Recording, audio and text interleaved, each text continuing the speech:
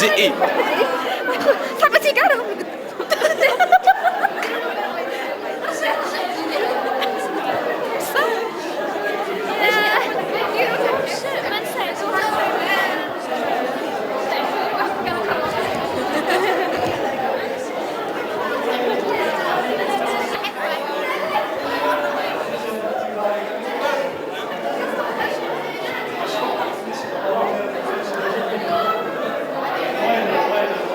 سير بعدا نفكر في البوز اصاحبي.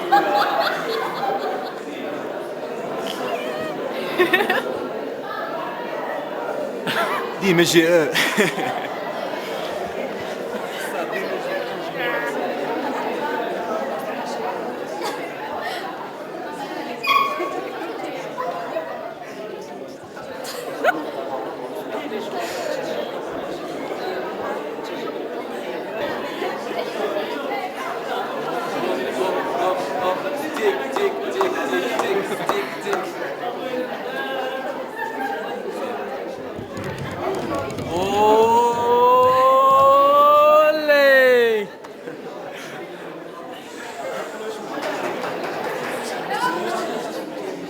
سيفيل.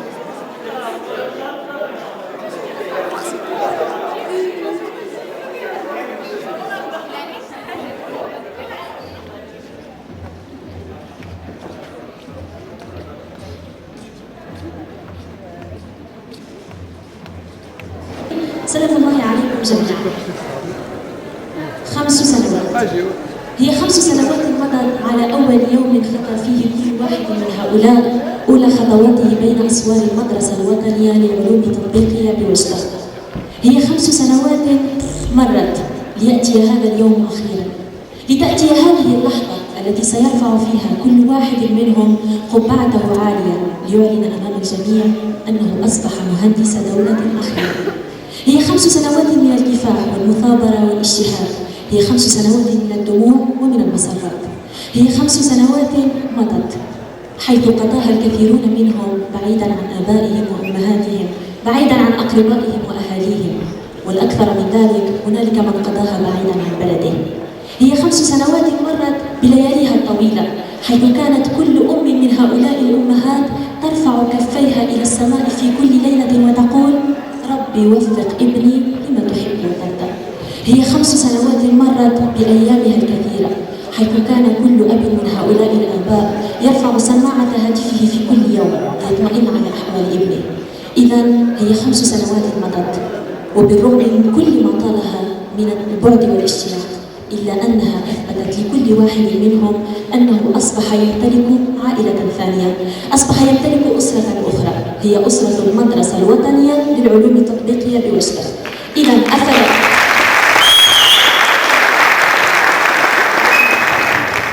أفلا تستحق هذه ال5 سنوات كل التكريم؟ لذا فمن خلال حفلنا لهذا اليوم سنتوج خريجي المدرسة الوطنية للعلوم التطبيقية بوجدة الفوج ال13، وهو فوج عام 2015-2016. فأهلا بخريجينا ومبارك عليهم التخرج.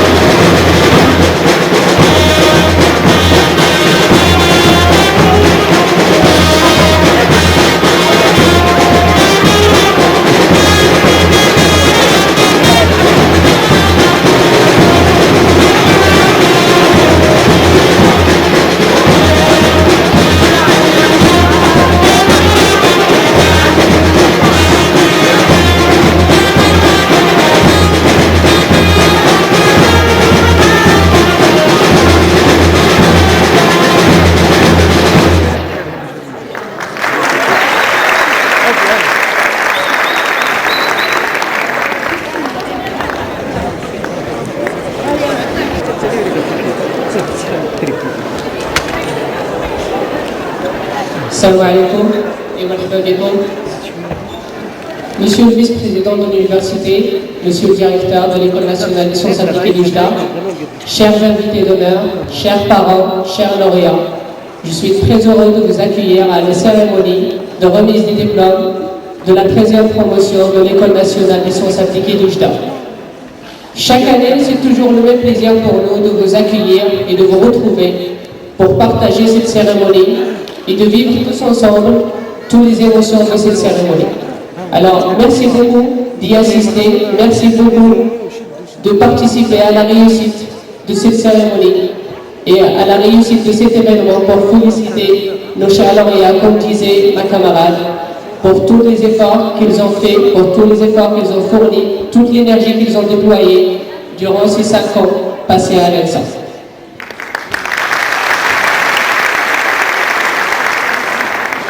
ولعل خير ما يبتدأ به هو قول رب العرش، لذا فإننا سنفتتح حفلنا هذا بآيات من الذكر الحكيم بتلاوة الطالب المهندس أنس الساطع، فليتقدم إلى المنصة مشكورا وجزاه الله ألف خير على تلاوته.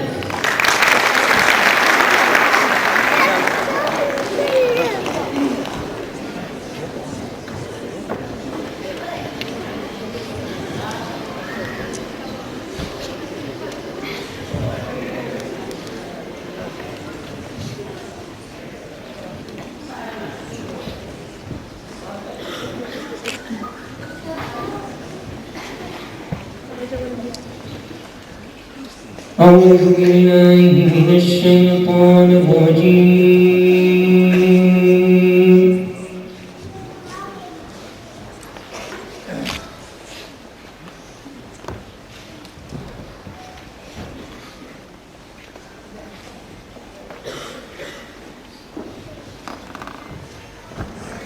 هو الله الذي لا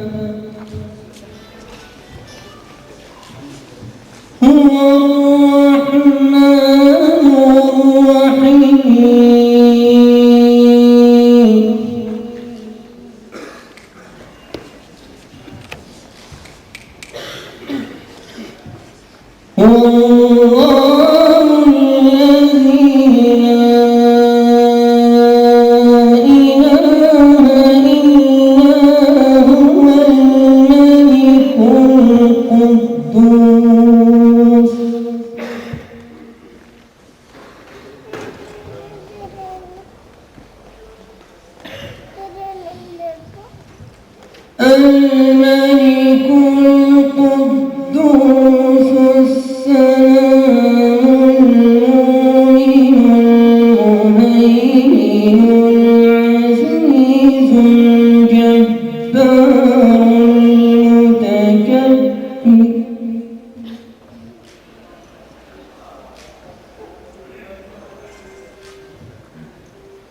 سبحان الله عما يشركون.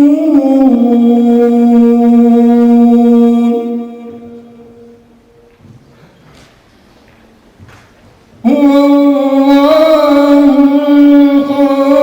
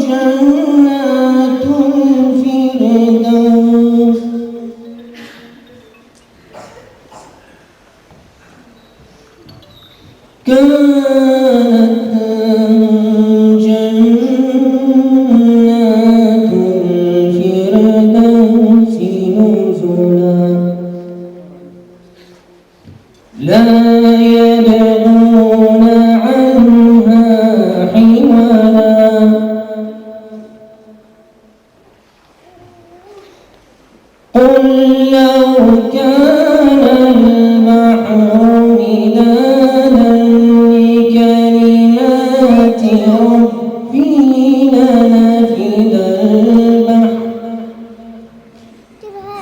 لنفد البحر قبل أن تنفد كلمات ربي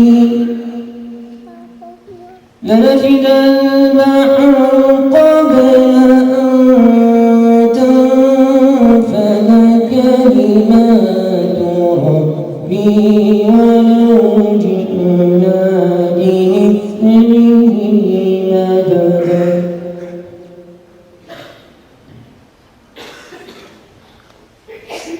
ولو جئنا بمثله مددا قل إنما أنا بشر مثلكم يوحى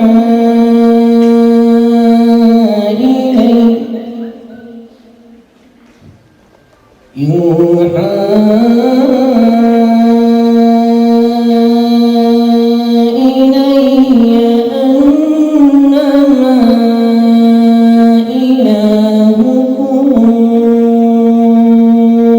إله واحد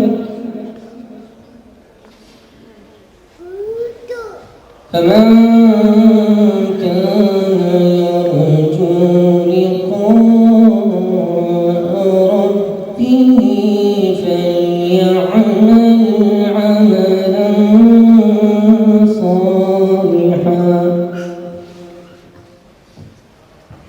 فليعمل عملا صالحا ولا يشرك بعبادة ربه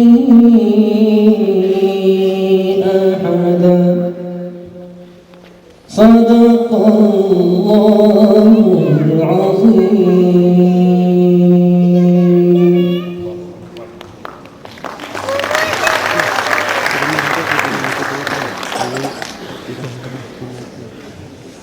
Allahu Akbar, Allahu Akbar, Allahu Akbar. Sadaqallahu al-Azim. Le métier d'un ingénieur est de rendre la vie meilleure. C'est aussi de participer au développement de son pays et de participer aussi à le pousser à aller de l'avant. Mesdames, Mesdemoiselles, Messieurs, l'hymne national marocain.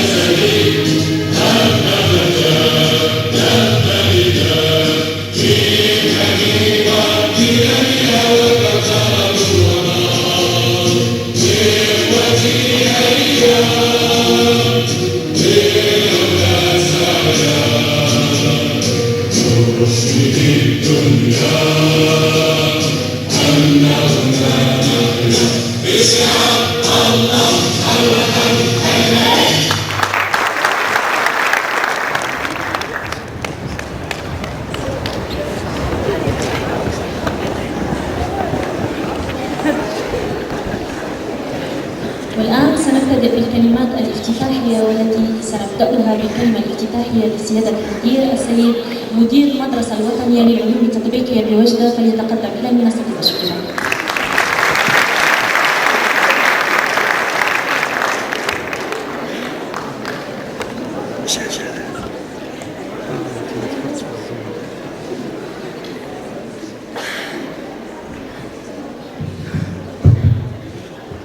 الله الرحمن الرحيم والصلاة والسلام على أشرف المرسلين.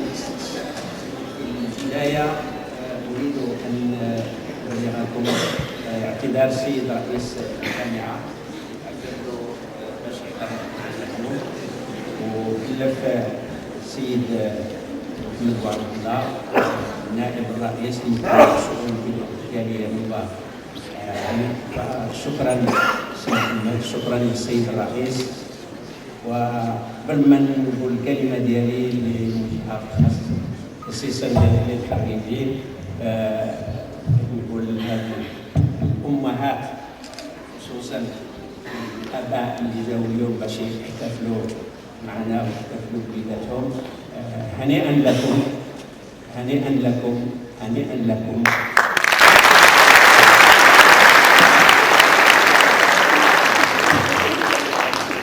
بالنسبه للمدرسه هذا نهار كبير باش نشوفوا فيه هذا الشباب والشابات اللي بعد 5 ديال السنوات اللي في الحقيقه نقول ما رحمناهمش كسعنا.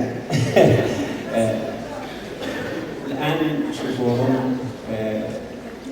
كوم دي زادولت يعني كبار وغادي يتحملوا مسؤوليه. دونك الكلمه اللي غادي نقول بالفرنسيه نوجهها بالخصوص لهم بعد الترحاب بطبيعه الحال بالجميع بسي بودلال السيد مدير المركز اللي ما يبخلش علينا دائما لي سيرفيس ديالو. دونك شكرا وشكرا للطاقم.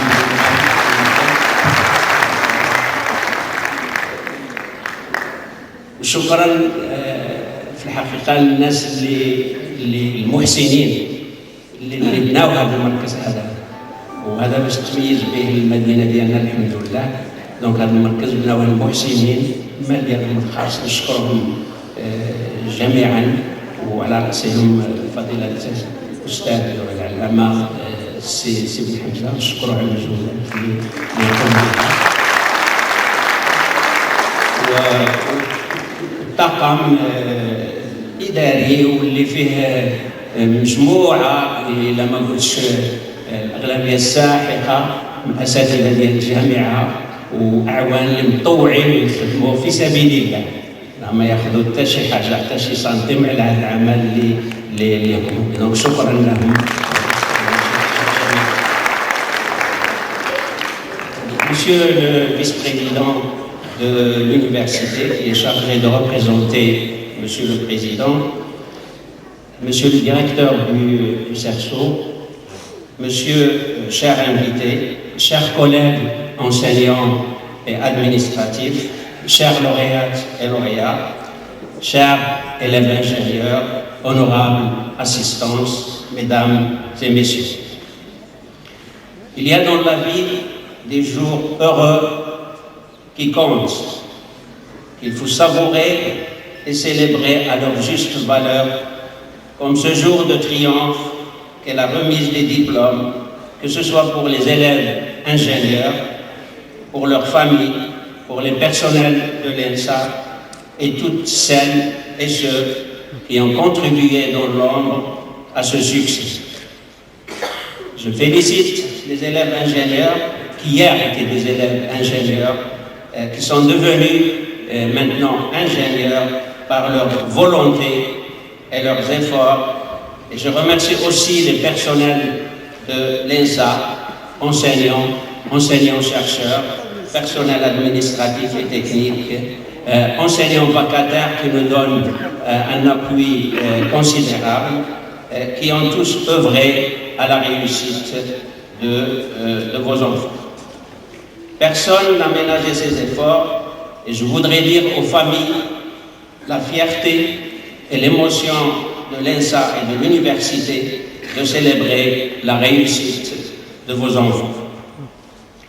Mesdames et messieurs, aujourd'hui nous allons diplômer 175 ingénieurs, 86 filles et 89 garçons dans 6 filières.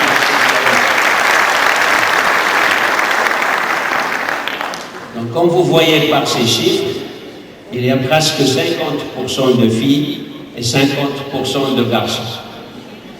Ça, c'est quelque chose de très important pour notre pays. Il y a 30 ans, je pense que le pourcentage de filles était de 8% ou de 7% au niveau de l'enseignement supérieur pour les filles. Maintenant, nous sommes pratiquement à 50% filles, 50% garçons. Et les prévisions voulaient dire que les années à venir, il va y avoir l'inverse, il y aura plus de filles scolarisées plutôt qui suivent leur enseignement supérieur. Ceci, j'ouvre une petite parenthèse, ceci n'est pas venu comme ça, il est venu par une conscience pour donner à la femme le rôle qu'elle doit jouer dans la société. Et donc, c'est aussi une responsabilité. Et comme vous le savez, les femmes ont, je ne dis pas deux fonctions, mais elles ont plusieurs fonctions. Donc pour ça, je félicite toutes les mamans qui sont derrière leurs filles, qui sont derrière leur salut. C'est un salut particulier. Donc par ces chiffres, ces 175 lauréats viennent s'ajouter aux 1140 lauréats déjà formés au niveau de l'INSA depuis la sortie de la première promotion en 2004. En 2004, je pense qu'on avait sorti une quarantaine de lauréats. Donc maintenant, on sort cette année 175 lauréats par année et nous espérons dans les années à venir, les plus proches années à venir, dépasser le cap de 200 ingénieurs par année dans diverses spécialités. Donc l'INSA se porte bien et se trouve parmi les premières écoles d'ingénieurs en nombre de diplômés par an. Parmi vous, chers diplômés, cette année, il y a 3 qui viennent de l'étranger. Ils méritent aussi des remerciements et un salut particulier.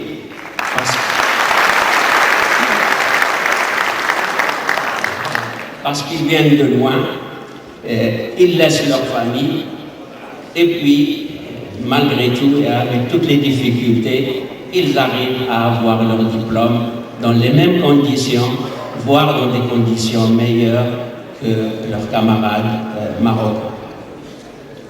Donc, nous avons cette année 3 lauréats qui viennent de l'étranger, et beaucoup de ces lauréats, de nos diplômés, ont trouvé un travail à l'étranger. Pourquoi je dis ça? Je dis ça pour vous dire que l'école est donc un acteur positif de la mondialisation. Aujourd'hui, il n'y a pas de frontières. C'est l'économie du savoir. Donc nous n'avons pas peur que nos lauréats partent à l'étranger. Parce que quand ils partent, ils peuvent aussi revenir avec un savoir-faire, avec une vision nouvelle. Donc ce sont des ambassadeurs scientifiques dans le pays. On a besoin. Et ceci illustre notre devise qui est un regard différent sur le monde. On ne regarde plus dans notre petite sphère, mais on regarde dans toutes les directions et au-delà des frontières. Chers lauréats, la plupart d'entre vous ont déjà trouvé un travail. Ceci s'explique par le fait que le stage de fin d'études est souvent suivi d'un recrutement. Vous êtes donc à un tournant important de votre vie. Nous avons tout fait au sein de l'école et de l'université pour que vous construisiez vous-même votre projet professionnel à travers vos choix de filière, votre spécialité, mais également à travers le choix de vos stages et de vos travaux d'études. Vous avez pu donner libre cours à vos passions, à votre soif de connaissance. Vous vous êtes également construit à travers une vie collective particulièrement riche en expériences positives, en solidarité et surtout en amitié solide, comme le témoigne la présence de l'association des lauréats, le bureau des étudiants, l'association des étudiants et les divers clubs au niveau de l'école.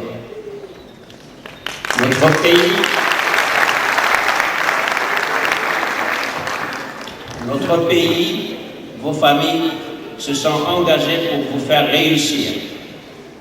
Je ne parle pas d'argent, bien sûr, mais de volonté, de présence à vos côtés, de manifestation d'intérêt, d'exigence également et de bienveillance.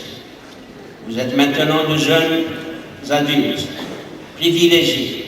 Oui, vous avez le privilège d'une solide formation scientifique, technologique, humaine, qui vous donne une excellente compréhension du monde dans lequel vous vivez.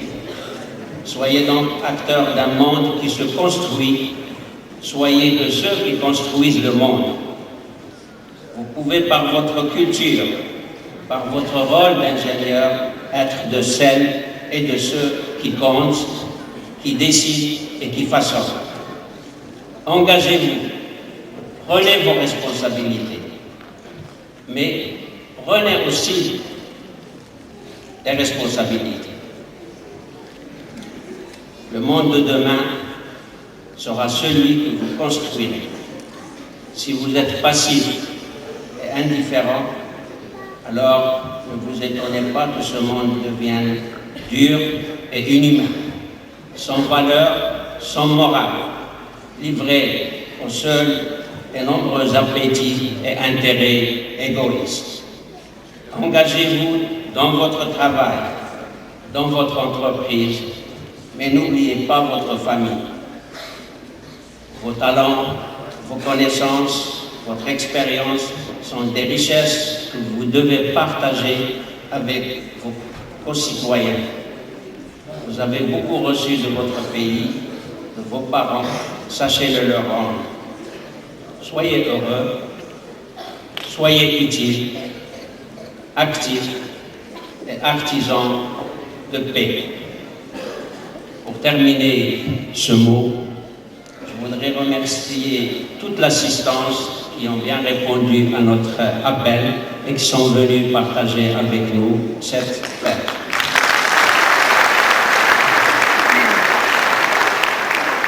Je remercie Monsieur le Président pour son soutien inconditionnel. Je remercie également à nouveau M. Boutel, mon ami, le directeur du CERSO, et son équipe, son personnel. Je remercie le BDE, le Bureau des étudiants, qui ont beaucoup travaillé avec leurs collègues pour préparer cette cérémonie. Je remercie tous mes collègues enseignants et enseignants-chercheurs qui ne ménagent aucun effort pour le développement de l'école. Je remercie également les entreprises qui accueillent nos élèves ingénieurs pour les stages et également pour l'embauche. Et je ne peux pas féliciter Madame Ilham Boué,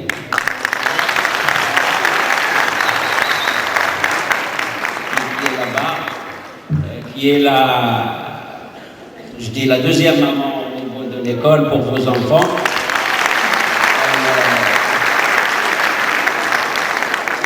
Elle ne ménage aucun effort pour les accompagner, pour les aider, et c'est souvent au détriment de sa famille. Donc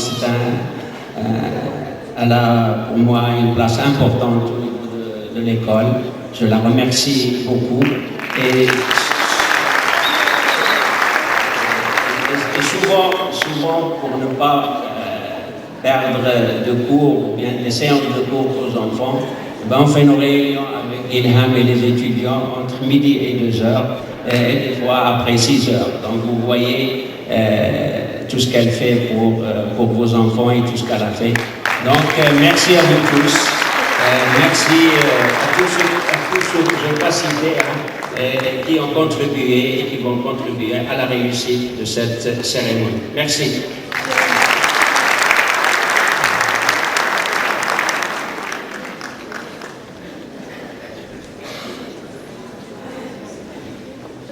شكرا سيادة المدير إذا على كلماته القيمة. Merci, monsieur le directeur. Maintenant, je vais appeler mademoiselle Khadija Ziane El-Idrissi, la présidente de l'association des étudiants de l'ESAO.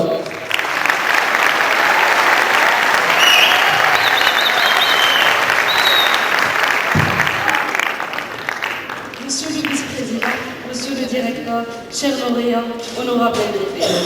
Au nom de l'association des étudiants de l'École nationale des sciences appliquées Oujda, je vous prie donc de lire, à travers les expressions de nos visages, tout le plaisir de vous accueillir en ce jour pour célébrer la cérémonie de remise des diplômes pour sa 13e édition. Honorable corps professoral, aujourd'hui, vous voyez là que vous avez tant arrosé. 5 ans de travail acharné, d'efforts continus sont devant vous en tant qu'ingénieur d'État en différentes options. Chers parents, aujourd'hui, c'est un jour pas comme les autres. Vous les avez tant soutenus, aimés et peut-être sacrifié l'insacrifiable pour eux. Et maintenant, regardez-les. Ils ont honoré votre confiance et ce n'est que le début d'une vie professionnelle très prometteuse. Chers lauréats, vous êtes notre fierté, vous êtes notre exemple durant toutes 5 longues années. C'est à notre tour de vous nous honorer et de vous souhaiter bonne chance à la suite. Cette journée n'est pas comme les autres. C'est la vôtre, vous l'avez bien méritée, profitez-en et bienvenue à vous tous. Merci.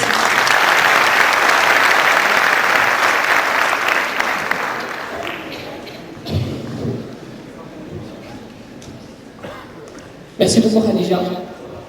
Mesdames, Messieurs, c'est un sujet d'actualité.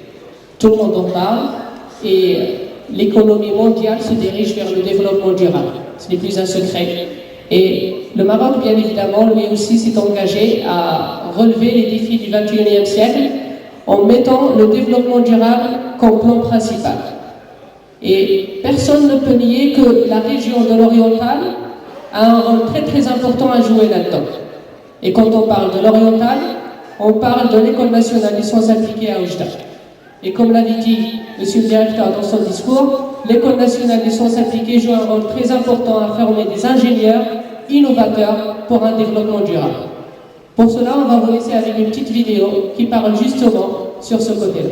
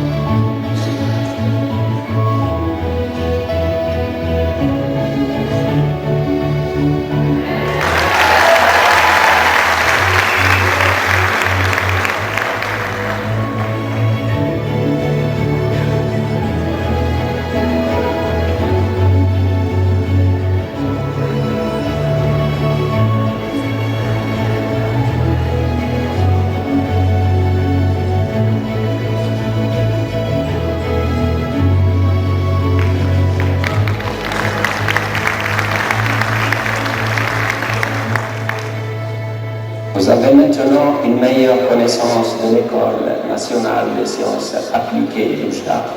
Je vous invite à venir étudier et grossir le rang des ingénieurs que l'école a déjà formés et mettre vos connaissances au service des sciences appliquées pour développer notre pays, le Maroc.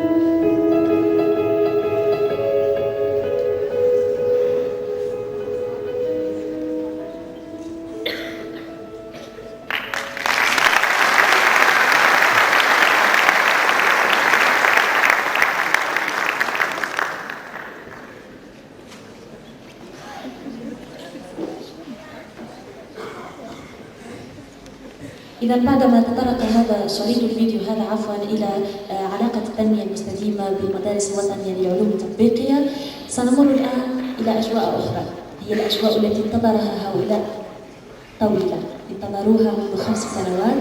لذا فالآن سننتقل إلى تسليم دبلومات التخرج لخريجينا للمدرسة الوطنية للعلوم التطبيقية بوجدة، وسنبدأ برواد البرمجة المعلوماتية بمهندسي الهندسة المعلوماتية، فانتموا إلى المنصة مشكورين.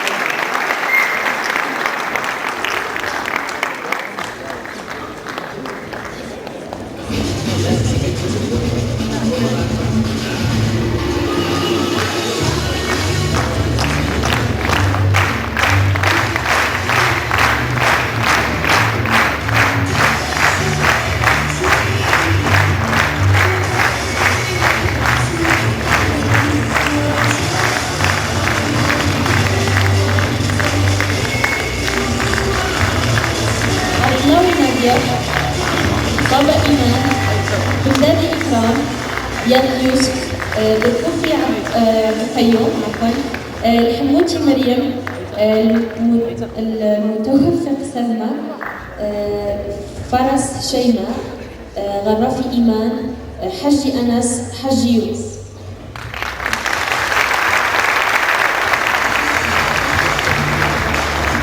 مغني سهيلة، كدري دعاء، كرورة يوسف، العرج هدى، المزيرة نوال، مكرات أسماء، مردي وفاء، مناش سهيلة، يصبر.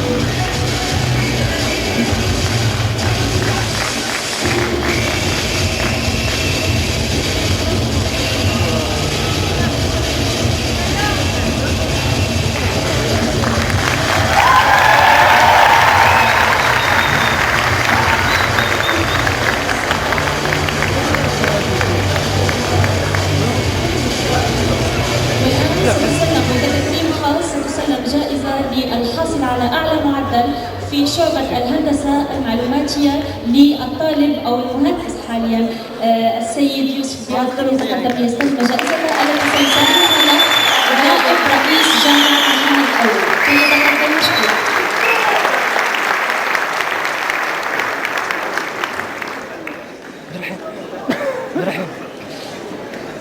سعيد هذا ابو الجاكيت بس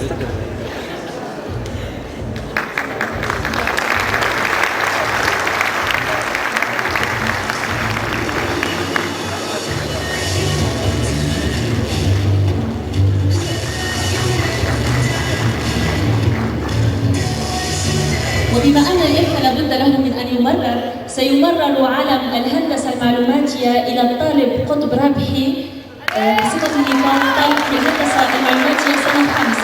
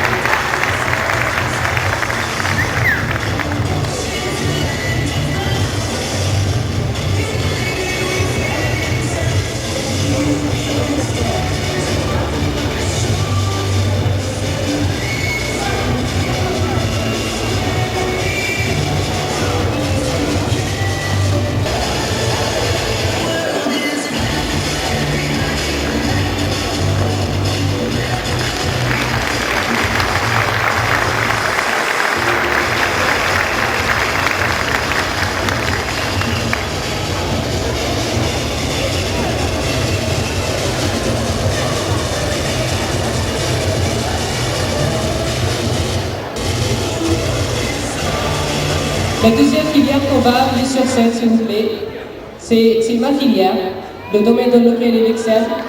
Et le domaine dans lequel il excelle, il est omniprésent. Et on ne peut pas s'en emparer. J'appelle la filière GE2I.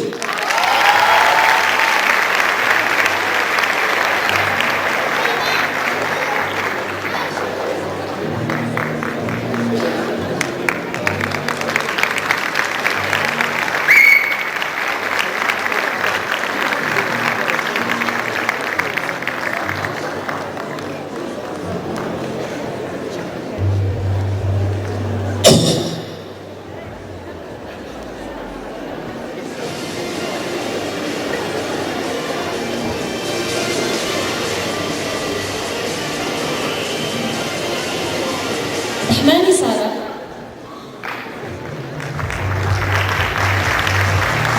جدالي لميا،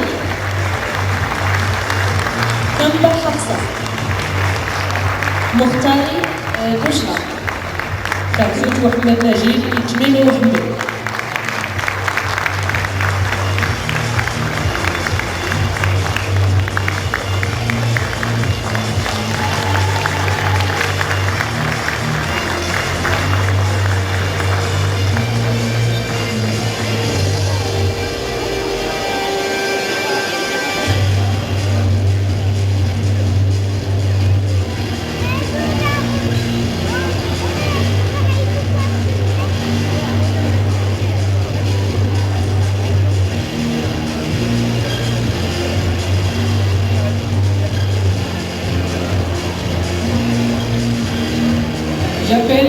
majorant Belishkar Fatima Zahra qui a eu la première moyenne. Et j'appelle monsieur le directeur à lui remettre son prix.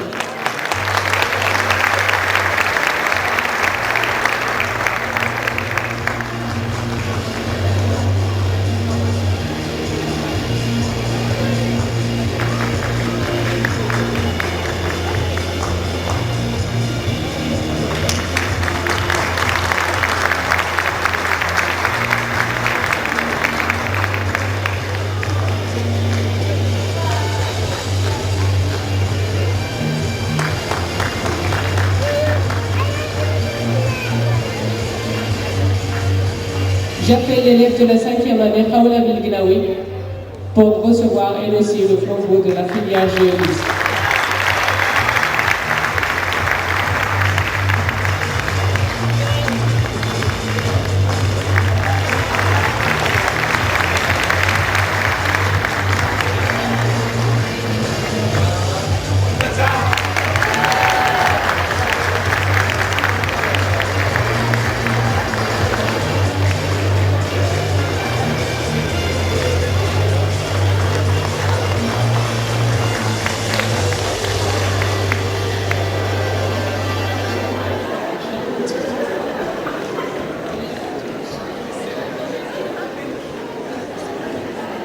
والآن ننادي على من لا اتصال من دونهم وبالتالي لا تواصل كان سيكون لولاهم.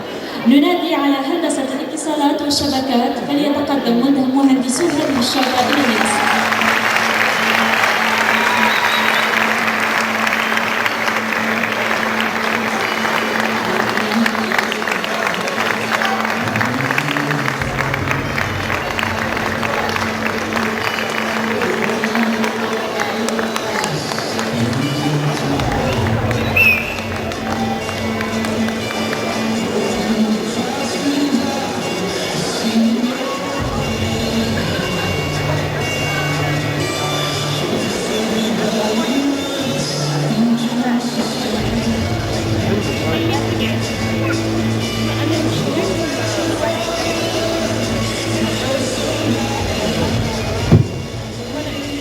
الكيران هنا بوجرة سارة فيلاني عبد الرحيم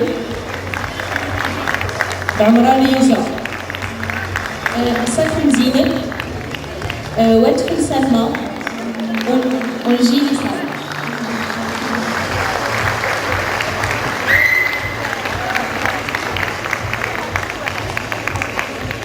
والآن سيتم تكريمه بشكل خاص الحاصل على أعلى معدل في هذه الشعبة وفيلاني عبد الرحيم، وسيسلم له الجائزة نائب مدير المدرسة الوطنية للعلوم التطبيقية بوجدة، فليتقدم مشكورا.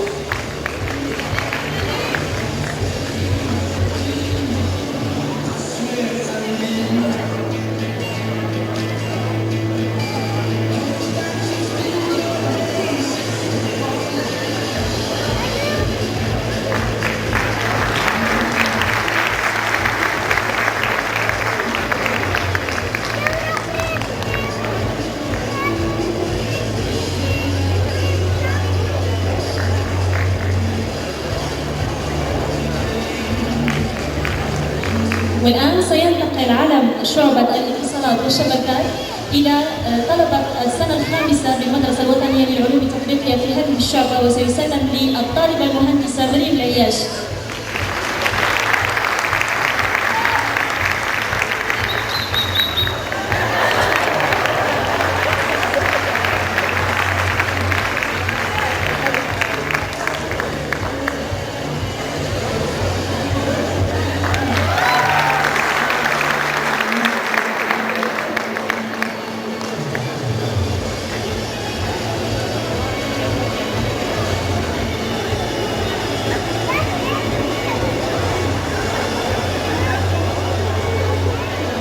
Mesdames, Messieurs, avant de continuer et délivrer les diplômes pour les filières qui nous restent, les 3 filières qui nous restent, on ne pouvait pas rater l'occasion de la présence de nos chers parents ici, dans la salle, parce qu'eux aussi, ils ont fourni énormément d'efforts, déployé beaucoup d'énergie pour regarder leurs enfants grandir avoir leur diplôme et devenir des ingénieurs d'État. Pour cela, je vais appeler M. Ayman Ahraz qui va adresser un tout petit mot pour nos chers parents. تحت عنوان إني أغرق.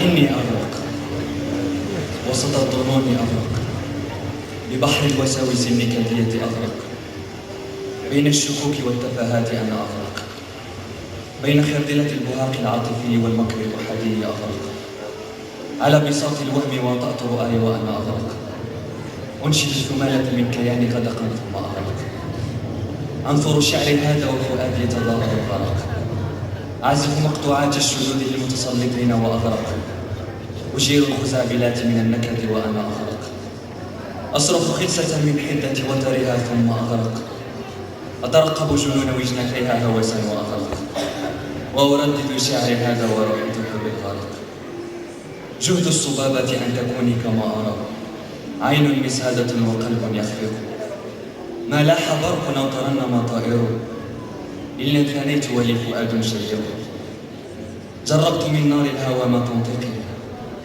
نار الفضا وتكل عما يحرق وعذلت أهل العشق حتى ذقته فعجبت كيف يموت من لا يعشق لا زال الغريب يشعر بذاك الشيء يناشد حتى ما عاد يميز النفس عن الذات اعتاد امتياض البرهون من شؤون الماضي وغردقة الأفواه من خزعبلات وجنون لا يكاد يدرك حفر الظلام بؤس موداته ولا شهق شريان اعتاد الزفير ما وراء المكبوتات غير رزنامات عبط وقائع عكر شفاه أحمر أسود اللون زينة سلاطين وخزية ترقب لمفردات الألم ذاك الرمق الدائر بين أحضانها من عشق السواد بالدنيا اعتاد الأسى النوم على أريكات الشفقة الملآنة بالفوضى جرابات مفردة قطع قماش وخطرات دم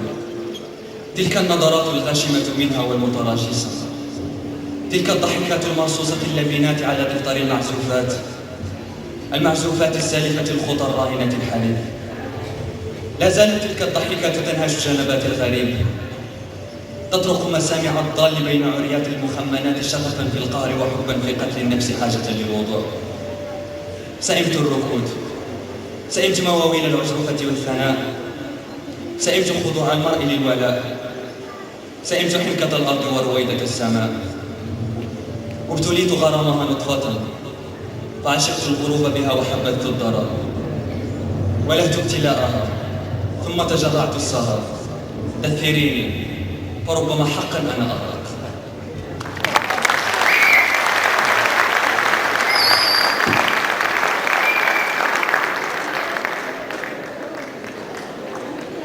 شكرا للطالب أيمن على قصيدته الشعرية.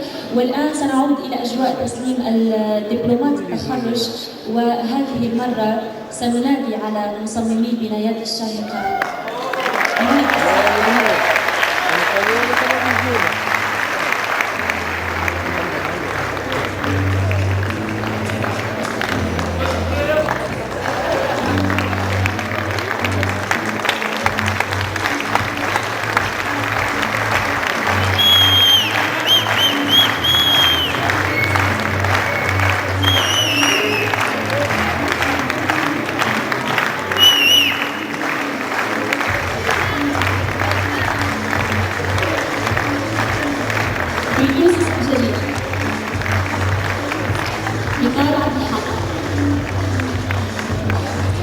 شرشم يسرى،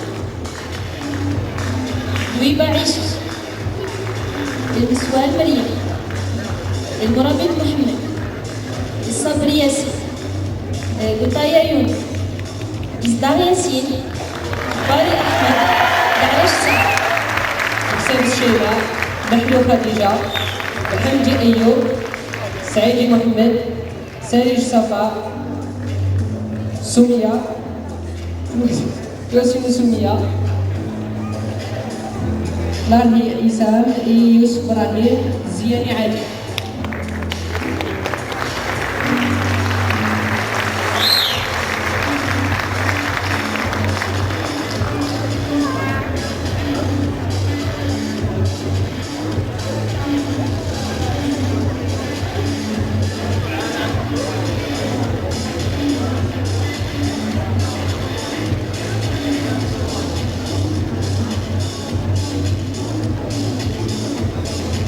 والآن وكتكريم خاص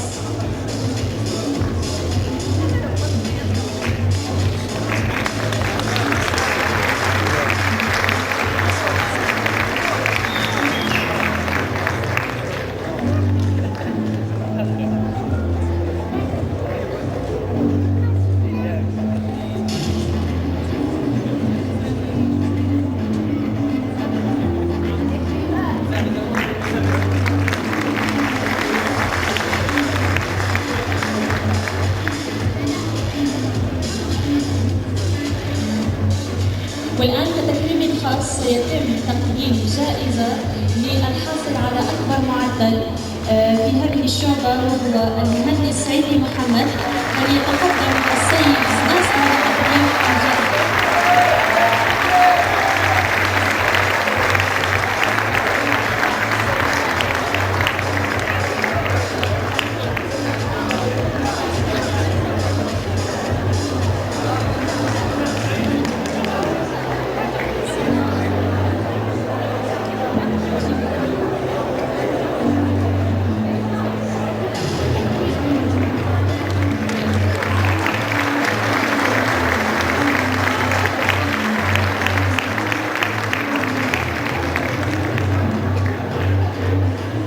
والآن سيمرر علم الهندسة المدنية لطلبة السنة الخامسة حاليا بالمدرسة الوطنية للعلوم التطبيقية بوجدة، وسيسلم للطالب المهندس بشعبة الهندسة المدنية الطالب محسن مناش.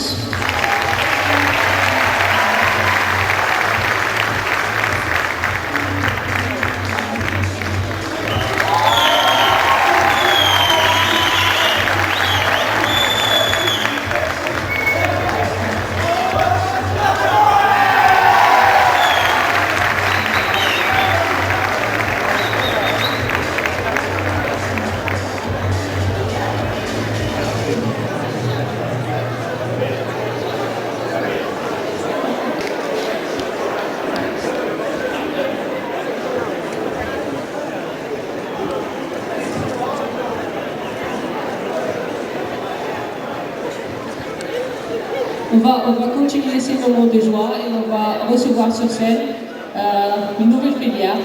J'appelle la filière Génie Indus.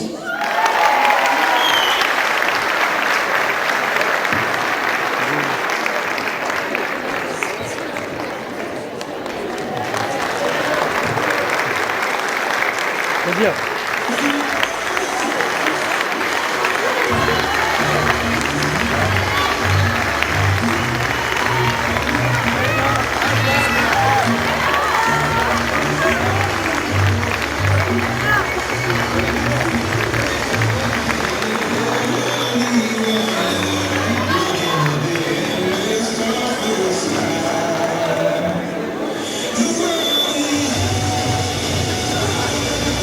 عبد الله محمد بن حمد يوسف، شلو فاطمة زهرة، شليان محمد، فهيم عبد السلام، حجي هاجر، كزوزي منى. مشكور سارة، وهب الدين حمزة، رازي إيمان، تيوغا هناء، تلمساني إكرام، داودي إيمان، كبداني وليد، العبيدي سمية.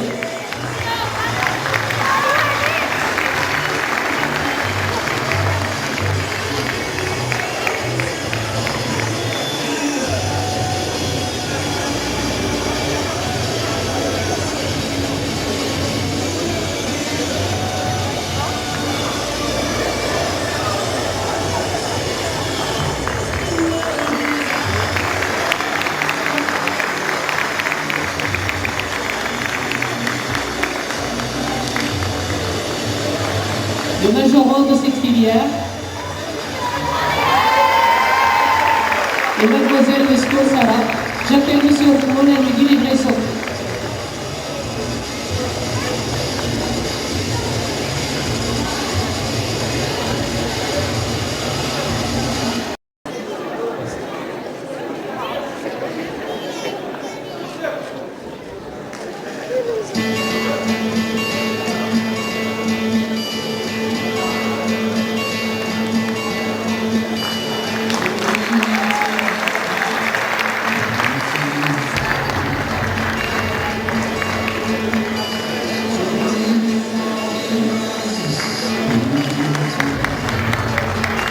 Et pour prendre la succession de la filière génie industrielle, le drapeau va être passé à l'élève ingénieur Issa Oudisawi.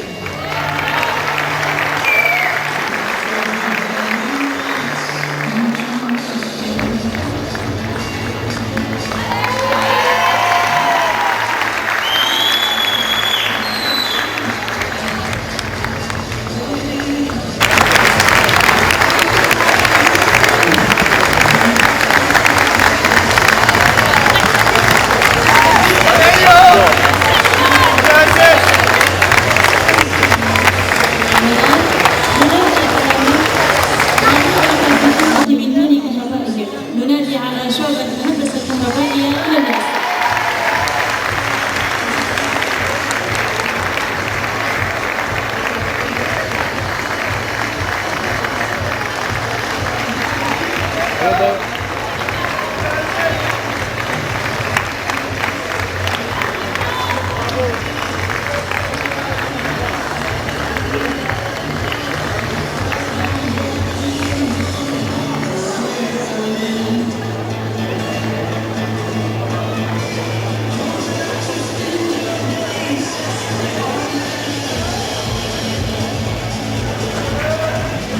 حميدي أيوب،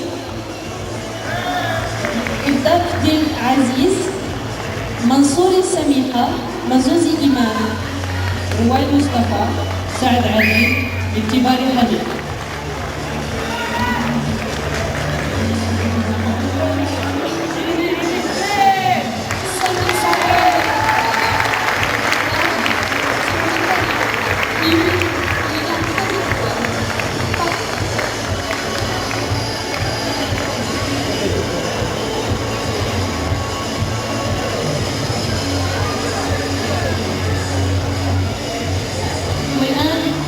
ستسلم جائزة تكريم خاص للحاصل على أعلى معدل في هذه الشعبة أو الحاصلة بالأمر على أعلى معدل، وهي المهندسة إيمان مزوزي. فليتقدم السيد الإحياني ثم الجائزة للمهندسة.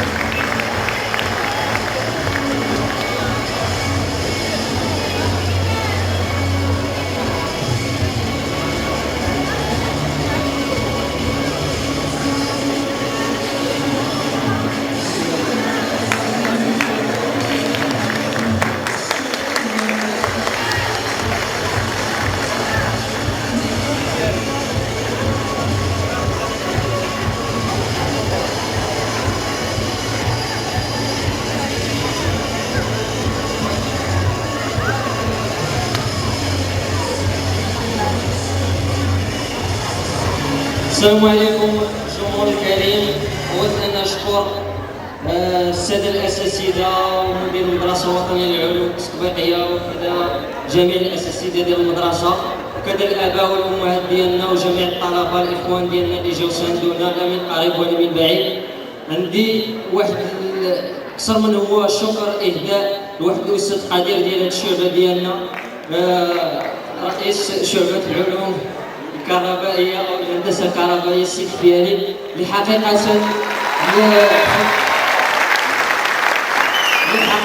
بغيت نمرر واحد الرسالة ديال الطلبة اللي ما حضروش، سواء اللي راهم على برا ولا سواء اللي راهم خدامين، اللي تعذر عليهم المجيء، انهم كيشكروا هذا الاستاذ القدير، وباسمنا كنمرروا لك استاذ واحد الشكر قدير وكنشكرك على كاع التضحيات ديالك اللي قدمتها معنا. شكرا.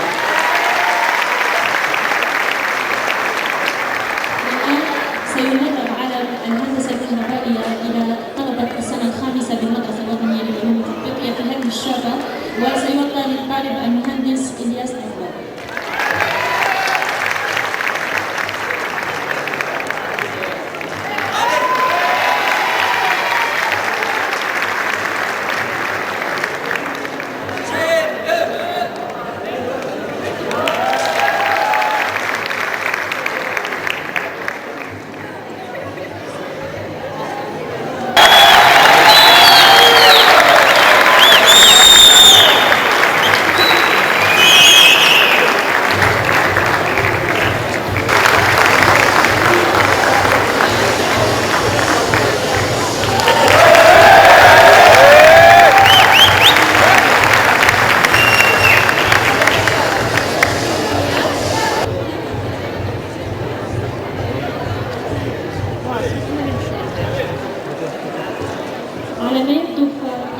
يتحدث الجميع اليوم لكن خريجينا لم يتحدثوا بعد.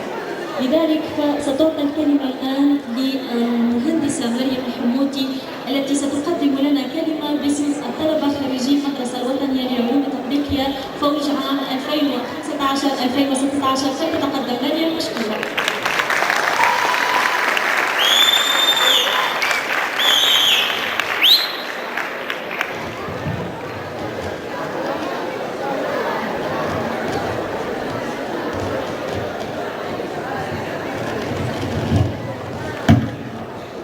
Bonjour l'ENSAO.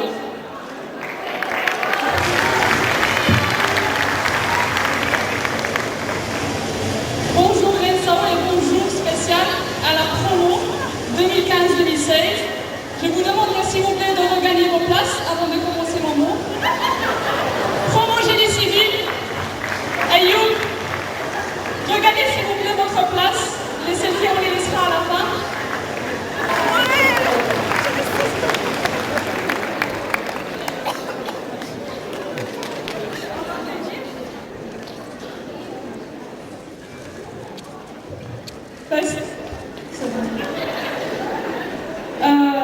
Alors à vrai dire, il est trop difficile de trouver un mot. Lorsqu'on ne sait pas quoi dire, on sait pourtant pourquoi on veut dire ce mot. J'essaierai de me plier au jeu et de lire ce mot-là. En rebonjour l'ENSAO. Il est des instants qu'on refuse de camper dans le temps par fidélité au temps. Ces temps forts qui nous marquent sans qu'on les remarque. Ces temps qui ont fait de chaque occasion un moment privilégié pour en parler. Aujourd'hui, nous y sommes. Nous vivons dans ce temps, dans cette occasion, dans ce moment privilégié, moment de partage. Ce fut 5 longues années d'un quotidien qui nous semblait être dérisoire. Qu'on commençait chaque jour par la recherche de paires de chaussettes coordonnées et qu'on finissait par le réglage de l'alarme pour le jour suivant. 5 longues années régies par les chiffres. Commençons par le seuil d'accès à l'ENSAO, des volumes horaires d'enseignement, des notes d'examen, des dates de rattrapage et des budgets des événements, bien sûr. Également des nombres de lauréats par promotion et des jours qui comptent, comme l'a déjà indiqué Monsieur le Directeur, qui comptent en chiffres comme en valeurs. Or, il n'y a rien, ou du moins rien, que nous puissions connaître où il n'y a pas les chiffres. Ces chiffres qui, aujourd'hui, témoignent de l'immense limité, du durable passager. Ce fut 5 longues années, c'est 5100 heures. Pas la peine de faire le calcul, c'est déjà fait. Ce fut 5100 heures de partage.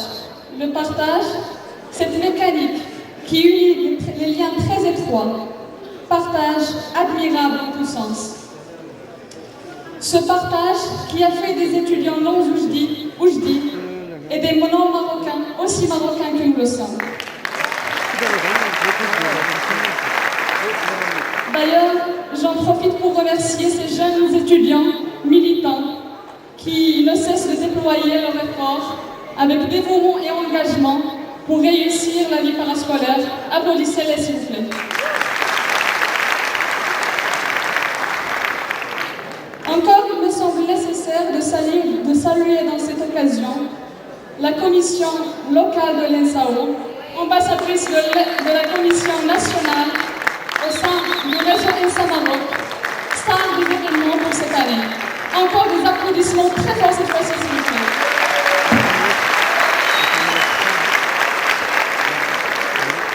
Alors restons toujours dans l'évidence des remerciements. Merci à nos familles présents aujourd'hui avec nous, au corps professoral, administratif de l'ENSAO, aux agents de sécurité et aux femmes de ménage, à nos voisins, les ENC-joïstes et aussi les ESTistes. Merci à vous tous pour votre soutien et disponibilité.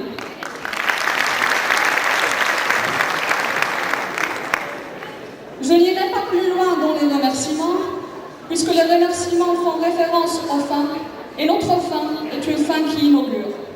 C'est l'objet de mon dernier message que j'adresse à mes camarades et collègues de promotion.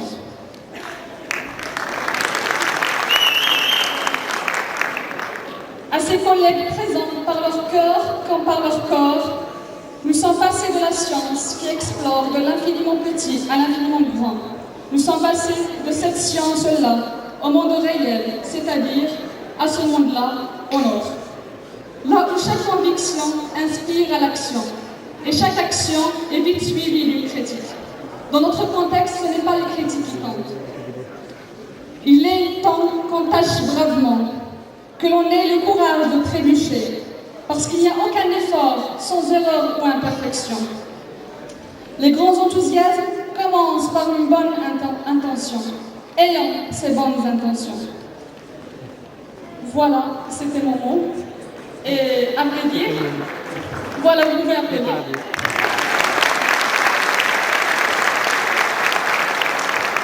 À vrai dire, j'ai eu du mal à passer sur scène et dire ce mot-là. Et maintenant, peut-être avec le recul et de là où je suis, en vous regardant, je me rends compte que l'ENSAO, comme toute son histoire et ses patriotes, elle est toujours présente là où vous désirez la voir et la voir avec l'apostrophe. Vous faites l'ENSAO, notre ENSAO, avec tous les souvenirs et sa grandeur. Merci l'ENSAO, merci à vous.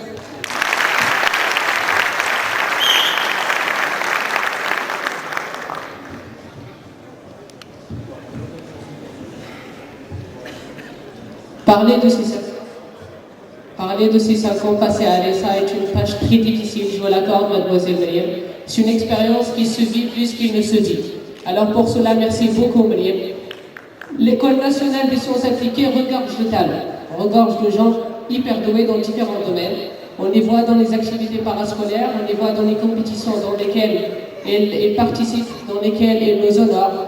Des compétitions soit à l'échelle régionale, nationale ou même à l'international. Donc on ne pouvait pas rater l'occasion non plus pour les honorer et pour leur montrer un tout petit peu notre reconnaissance de nous avoir honorés dans ces différentes compétitions, comme j'avais dit, soit régionales, nationales ou même internationales.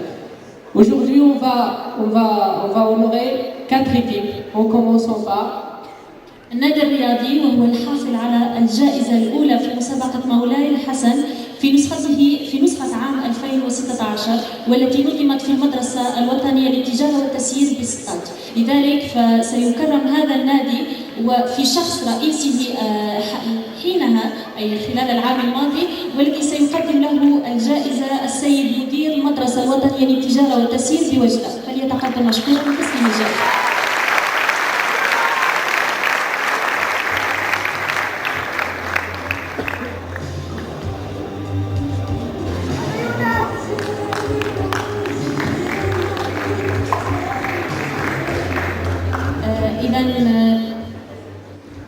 بما أن سيد مدير المدرسة الوطنية للعلوم التجارة والتسيير بوجدة قد غادر المكان، لذلك سننادي على السيد محمد رحمون لتسليم الجائزة له.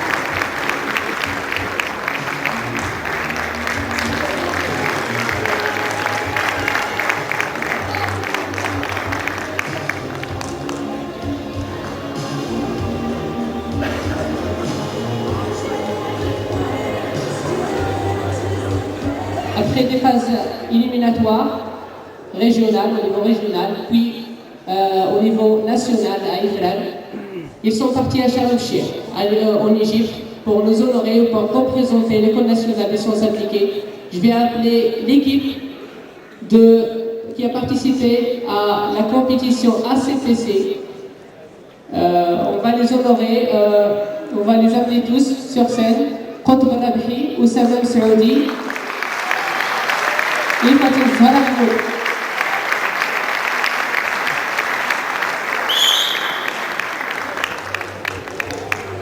Pour cela, je vais appeler Monsieur le directeur de l'École nationale des sciences appliquées pour leur remettre leur prix.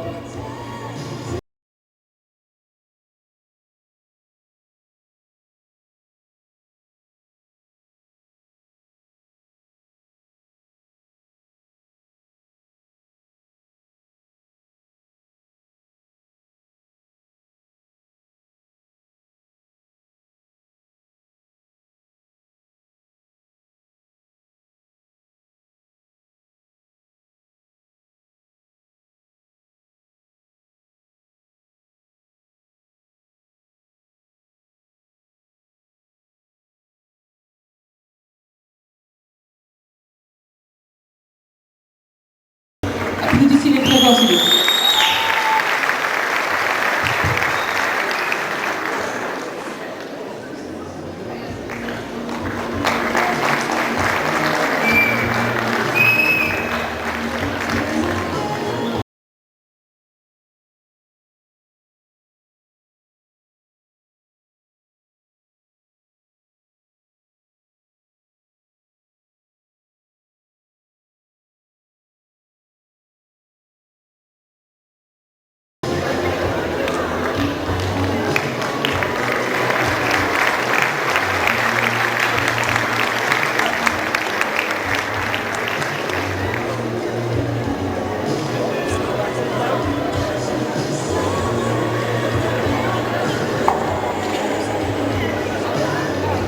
Monsieur.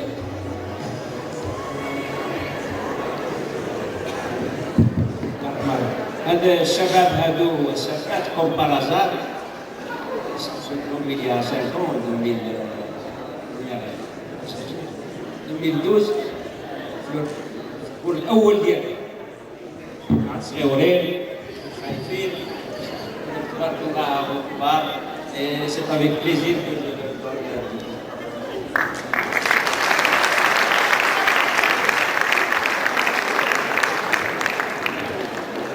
والآن سنمر إلى تكريم نادي الهندسة المدنية في المدرسة الوطنية للعلوم التطبيقية بوجدة، وهو الفائز بالمرتبة الثالثة وطنيا في المسابقة المنظمة في مهرجان العلوم للجهة الشرقية عام 2016. وسيكرم هذا النادي في شخص رئيسه حينها عبد الإله الجراري، وستقدم له الجائزة من طرف السيدة عبد رجاء، فتتقدم إلى منصة المشكورة.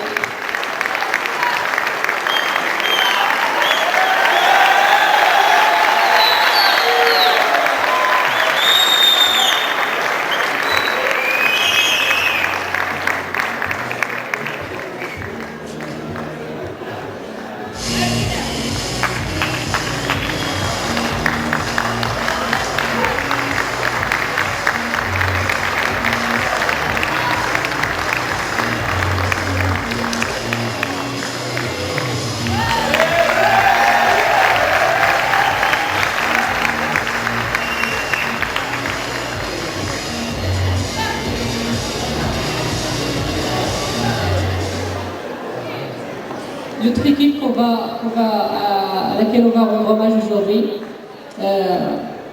ils sont partis à Al-Hosima, ils ont participé dans une compétition de prise de parole en public, de débat, de persuasion. Ils sont là tous les deux, là un seul. Monsieur Abdelrahim Gounani, et je vais appeler le directeur de ce centre pour leur rendre leur prix.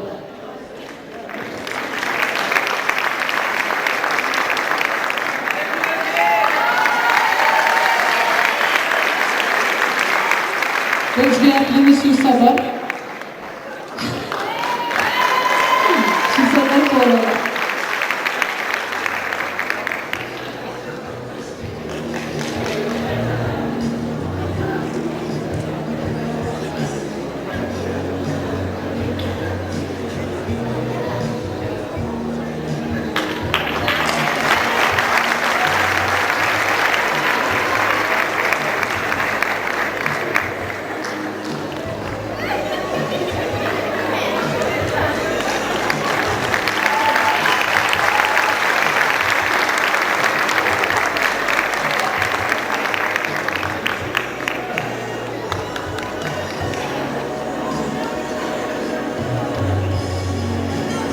Bravo à nos chers camarades, bravo aux lauréats.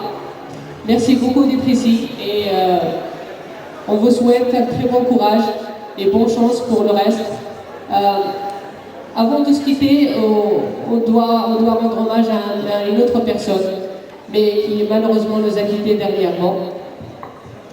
إذا كما شاهدنا جميعا فالمدرسة الوطنية للعلوم التطبيقية عاشت خلال العام الماضي عام 2016 مجموعة من الأحداث، مجموعة من المسارات، إلا أنها لم تنفلت إن صح التعبير من حدث مأساوي، وهو فقدان المدرسة للطالب المهندس الذي كان عزيزا على الجميع، الطالب محمد أمين الذي توفي في عطلة الصيف الماضي. لذلك فنطلب منكم جميعا قراءة الفاتحة ترحما على روحه، ونسأل الله العلي القدير أن يسكنه فسيح جنانه وأن يدخله جناته من غير حساب ولا سابق عذاب.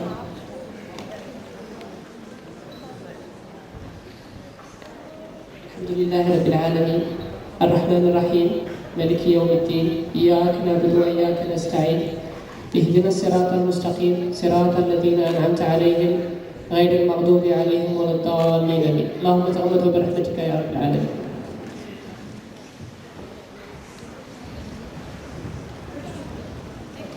Mesdames, Mesdemoiselles, Messieurs, on est arrivé à la fin de notre cérémonie. On vous remercie énormément d'être présents.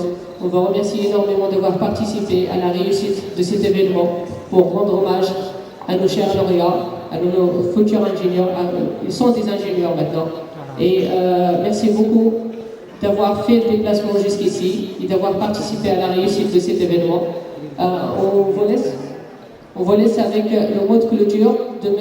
Rahmoun qui va vous adresser un mot de clôture. Merci beaucoup d'être ici et merci beaucoup d'être venu.